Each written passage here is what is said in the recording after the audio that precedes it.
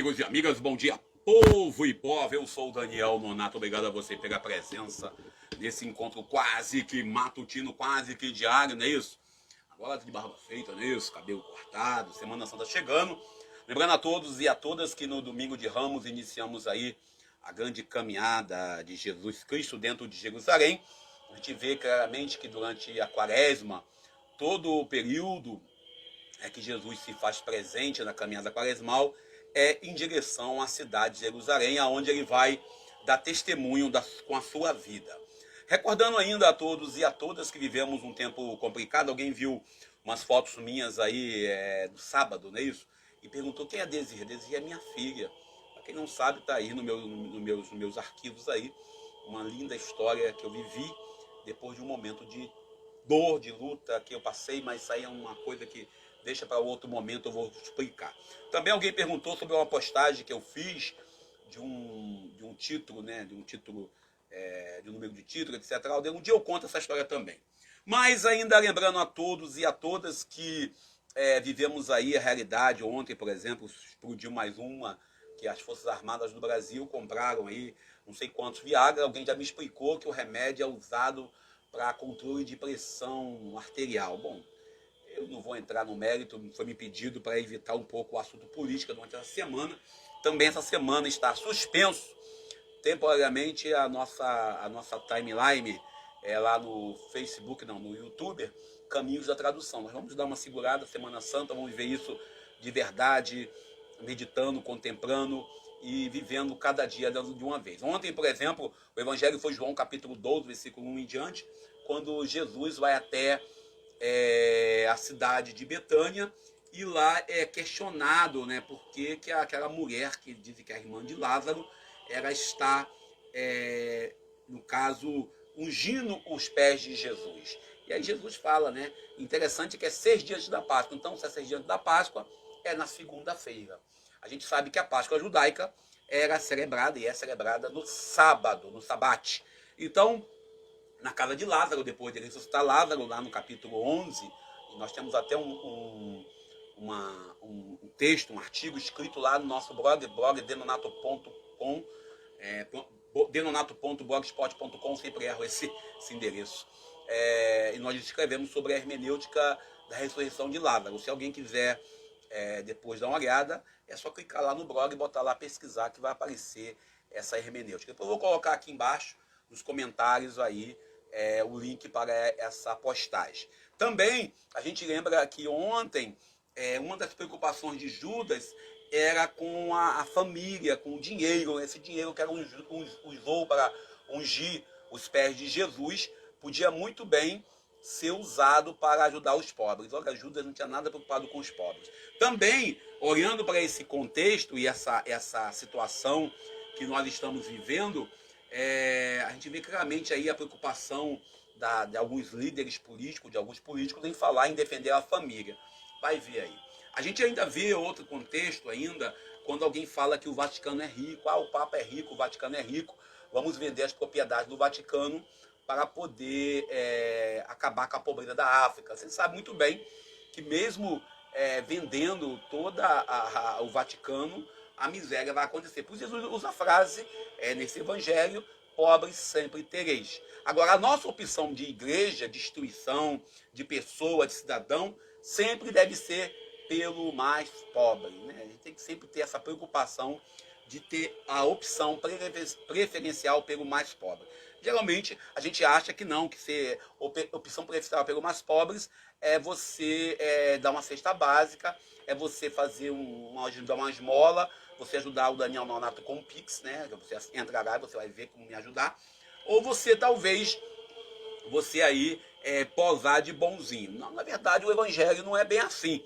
Na verdade, a opção preferencial pelos pobres envolve você promover a dignidade da pessoa para que ela não fique nessa extrema pobreza. Uma das coisas que a gente vê em Atos 2,42, uma das coisas que a gente vê na palavra de Deus, é que claramente a opção preferencial pelos mais pobres envolve não fazer o pobre ficar rico, nem tampouco se fazer de rico, mas é você dar ao pobre a dignidade. E a gente vai entrar no evangelho de hoje, eu não vou ficar preso aos comentários aí que o pessoal, as piadas que estão sendo feitas em nossas redes, não é isso?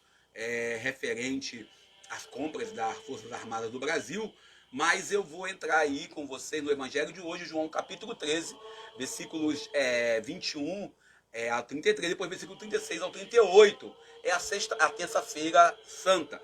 Lembrando que vivemos uma Semana Santa, então por vivermos a Semana Santa, nós temos obrigações e obrigações de contemplar. Alguém me mandou hoje de manhã que comer carne nessa semana seria pecado. Aí alguém respondeu na mesma conversa que não é pecado comer carne hoje, seria milagre, porque com o preço que está a carne, na verdade, a gente vê claramente outra postagem que a gente viu hoje, falando sobre o jejum. O jejum não é um jejum forçado, o jejum é uma escolha livre. Eu escolhi fazer jejum, eu tenho para me alimentar, mas eu dou a preferência em fazer o jejum.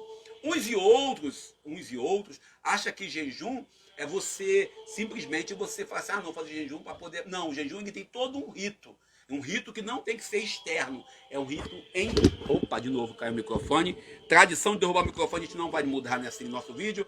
A gente entra nesse sentido de olhar claramente para essa prática que a gente tem de confundir jejum com sacrifício forçado. Nada que é forçado agrada a Deus. A gente, quando fala do livre-arbítrio, a gente fala do direito de ir e vir, a gente fala da vontade política. Eu estava lendo também quase há uns 10 minutos, 20 minutos atrás, 30, alguém falando que não se vota em candidato abortista. Verdade, não se vota em candidato abortista. Mas também não se vota em candidato que defende a pena de morte, em candidato que defende a corrupção, em candidato que mata com a milícia e etc. e tal. Então não vão votar em ninguém.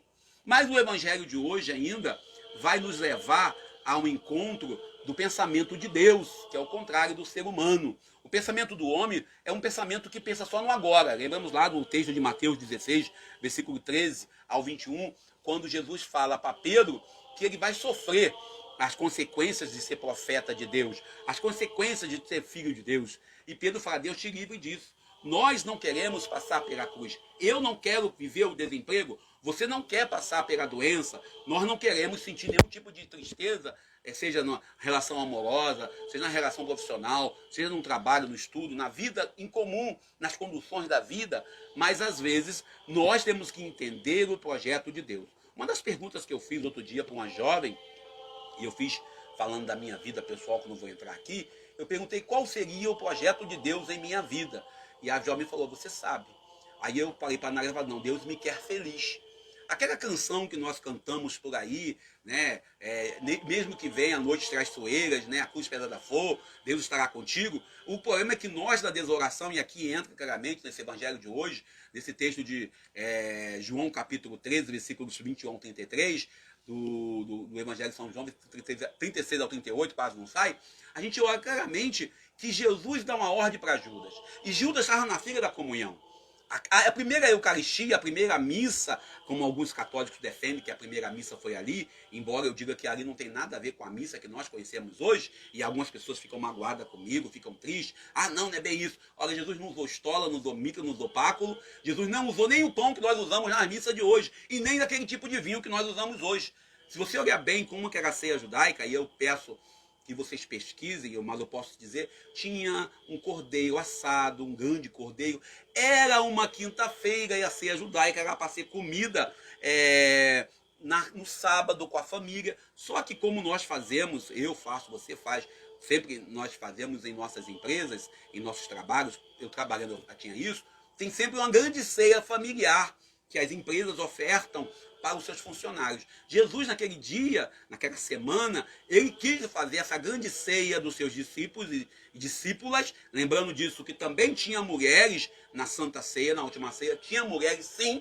Se alguém disser que não tinha, então, por favor, mude de igreja, porque na última ceia tinha sim mulheres. Por quê? Quando você vai celebrar a ceia judaica, cada pessoa tem um papel.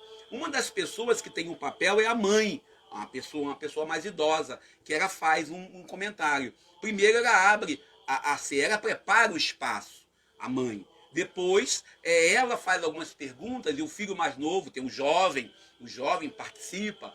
O ancião, no caso, o ancião que cabe contar o fato do Êxodo capítulo 12. Aí, ou seja, no final a mãe fala, apaga as luzes e fala, olha, se nós nos reunimos aqui, estaremos na reunião na Jerusalém Celeste. Ou seja, então, se você olhar bem, a ceia que Jesus presidiu, a última ceia, tinha sim a presença de mulheres. Mas nesse sentido, que Judas, que está nessa mesa comum, nessa mesa de comunhão, a gente entra nesse sentido mostrando que ele tinha um papel. E voltamos lá no dia de ontem, na segunda-feira, quando Judas questiona Jesus pela unção nos seus pés. E Jesus fala, olha, pobre sempre tereis. E Judas, quando traz Jesus, hoje ele sai para trair Jesus, ele não sai para trair simplesmente por trair. Aí tem uma frase que eu ouvi ontem de um humorista chamado João Cláudio Moreno, lá do Piauí, ele falando, só quem trai a gente são os amigos, os inimigos não traem. Porque os inimigos, você sabe que é inimigo, então não tem traição. Aí foi assim, então a gente tem que aprender a conviver, e aí ele falava isso, um humorista falando sobre isso, entender a vocação que Judas. O que nós temos que combater em nós, aí eu falo em nós, em você, em mim, em nossa caminhada, bati de novo no microfone, nós devemos combater é a nossa vocação a Judas. Não podemos ser Judas que visualiza somente o imediatismo. O que Judas queria era o imediatismo. E, infelizmente, aquilo que os governantes, aquilo que acontece atualmente nesse ano de eleição, você vê os imediatistas, aqueles que falam, agora vai resolver. Por exemplo, na cidade de Japeri, onde eu resido atualmente, tem aí um projeto de inaugurar uma adutora de água. E esse projeto está engavetado há 6, 7, 8 anos. Agora, porque é ano de eleição, temos aí um mutirão para poder inaugurar essa empresa aí, para inaugurar a purificadora de água, a adutora de água aqui em Japeri. Tem um outro projeto aqui, que eu não vou citar, até por questão de ética, que também ele veio agora, em pleno período pré-eleitoral. Percebe-se claramente a atitude, infelizmente, uma atitude cruel daqueles que exercem o mando, o poder serviço que devia ser, exige o poder escravizador, o poder que escraviza. E nesse caso aqui, Jesus percebe claramente os planos de Judas. Nós, eu falo, você também percebe isso. Quantas vezes você percebeu, e eu percebi, nós em nossas relações fraternais, amigas e sinceras, percebemos claramente o projeto se armando contra você. Percebe claramente como é sujo algumas pessoas, mas nós não queremos acreditar. Jesus, na sua humanidade, ele percebendo que ele saiu para atrair Jesus, ele sabia o que estava fazendo, mas Judas queria o imediatismo. Interessante que Jesus fala claramente, e fala isso para os apóstolos no início da ceia, quando ele comenta que ele será traído, e ele fala que quem vai traí-lo, aí o Evangelho de João fala isso, será aquele que ele der o pão molhado no vinho. Ou seja, ele fala isso, mas a festa está tão boa que ninguém percebe Judas fazer aquilo. O interessante é que ninguém entendia os sinais que Jesus dava. O Jesus dá a entender isso em vários momentos dos seus discursos. Ele fala que ele vai sofrer, que ele está sabendo que as coisas não estão fáceis. Mas Deus, como sempre, aí Jesus é Deus, ele, como sempre, acredita que o ser humano vai fazer diferente. No entanto, ele espera que a gente faça diferente. Ele sabe que nós temos as nossas falhas, que nós temos nossas dificuldades. Ele espera que nossa ação seja outra. A gente espera que o amigo, a pessoa que nós amamos, aí vale para os casais, haja de outra maneira. Mas não, muitas das vezes vem dessa forma. Interessante é que o Pai, para ser glorificado, ele não precisaria que Jesus morresse na cruz. Ele não precisaria sacrificar o filho dele. Alguns confundem isso, inclusive no filme Deus é Brasileiro, né, que fala, e a pergunta do ateu, que vai a candidato a santo, ele fala, se Deus é pai, por que permite o filho morrer na cruz? A gente, quando olha bem, e aí eu falei isso semana passada, conversando com uma jovem, eu falando sobre a importância da ressurreição do filho pródigo. Ali não tem uma ressurreição do filho, mas sim uma ressurreição do pai. Aí eu falo isso com experiência de vida. Quando um filho retorna para a casa paterna, existe uma experiência de ressurreição naquela família. Quando um jovem vence a droga, quando um jovem vence o vício, quando um jovem arruma emprego na sua dignidade, quando uma pessoa consegue vencer as barreiras do sistema. E aí nós vimos claramente que existe naquela família um sinal de ressurreição. E eu particularmente, falando da minha caminhada junto ao ministério, ao trabalho pastoral, junto à igreja, junto ao povo de Deus. E eu, particularmente, estive numa reunião no domingo pela manhã, e toda hora alguém falava, Padre Daniel, Padre Daniel, Padre Daniel. Eu tive que novamente, pela 1000ª vez, pela 30ª vez, dizer eu não sou padre. Porque, infelizmente, até brinquei com meu amigo, falei, amigo, eu vou botar no meu nome, como o Lula fez, Daniel Nonato Padre dos Santos, porque eu sou dos Santos no sobrenome. Aí o pessoal começou a rir. Falei, então eu não sou padre.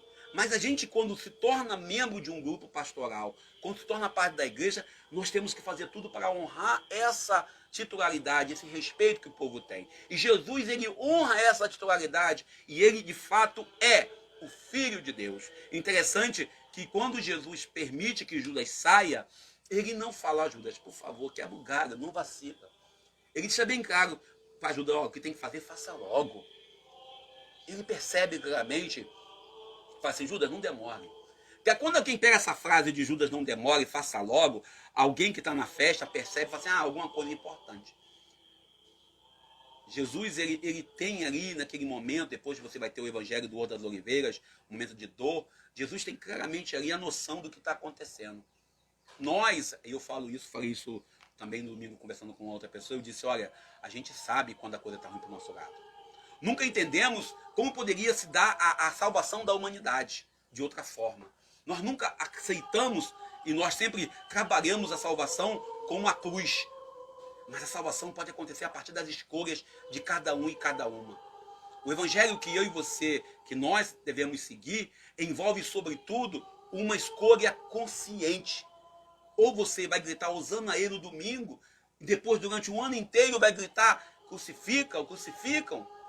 A gente fica indignado quando percebe as lideranças religiosas que fazem cartas bonitas sobre direito à vida, sobre defender o nascituro, evitar o aborto, combater o crime.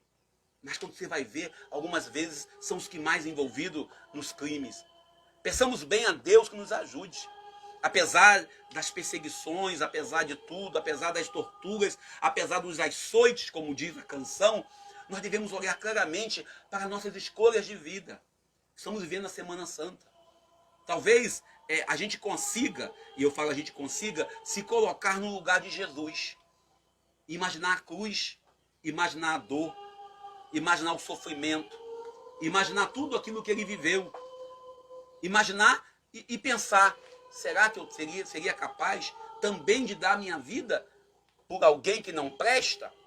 Será que eu seria capaz de viver plenamente um evangelho que vai ser finalizado com um batismo de sangue?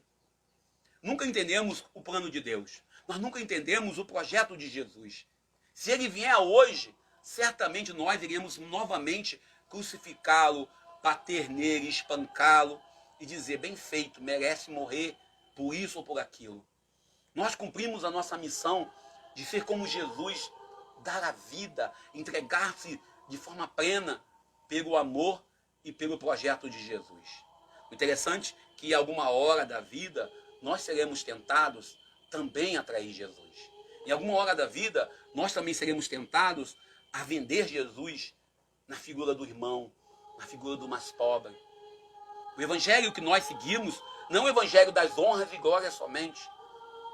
Não podemos nunca deixar de celebrar a Páscoa, a ressurreição de Jesus. Mas não podemos nunca esquecer as motivações ideológicas, políticas e religiosas que levaram Jesus à morte. E hoje, nessa ceia fraterna de irmãos, nessa ceia fraterna, aonde Jesus está sabendo o que vai acontecer, nós temos que ter bem claro sobre a nossa verdadeira vocação.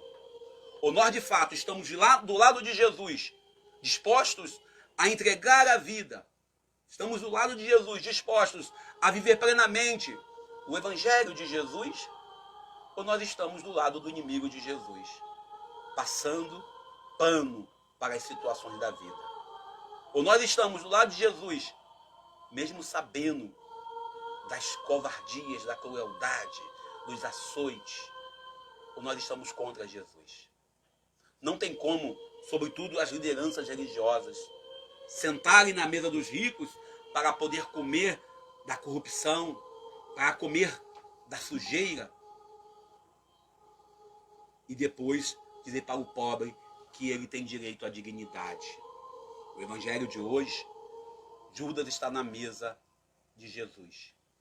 Depois ele vai para a mesa dos ricos. Ou você está na mesa de Jesus, que é da vida, ou está na mesa da morte, que é a mesa dos grandes e poderosos. Deus nos abençoe e nos ajude. A gente vai parar por aqui, pedindo que nos ajude a entender, que procure entender o mistério. O pensamento de Deus é um pensamento que nos faz questionar se de fato nós temos vocação para viver como outro Cristo ou temos vocação para viver como outro Judas. Deus nos ajude e nos abençoe para que possamos caminhar hoje e sempre. Bom dia, lembrando a todos que estamos numa pandemia. Quem puder, fique em casa. Quem puder, quem tiver que sair, use máscara. Ainda está precisando usar máscara nas conduções, nos ambientes fechados. A Covid está matando. Na China está tendo lockdown. Não vamos esperar também ter lockdown para tomar as medidas de segurança. Lembrando a todos e a todas que precisamos de um jeito muito consciente viver a nossa vocação de cristãos. Eu ainda, infelizmente, 14 meses de desempregado e hoje fazendo exatamente 19 anos em que eu estava dentro do meio militar no Exército Brasileiro, acampado, estou correndo atrás de uma viatura, celebrando essa data com meus irmãos que estiveram conosco na farda, lembrando a todos e a todas que cada dia tem sua luta e cada luta tem sua vitória, mesmo que nós achamos que seja uma derrota. Fique com Deus! Obrigado a vocês pelo carinho, pela presença, pedindo a Deus que nos abençoe, pedindo um emprego a quem puder me ajudar. Eu sou Daniel Nonato. Bom dia!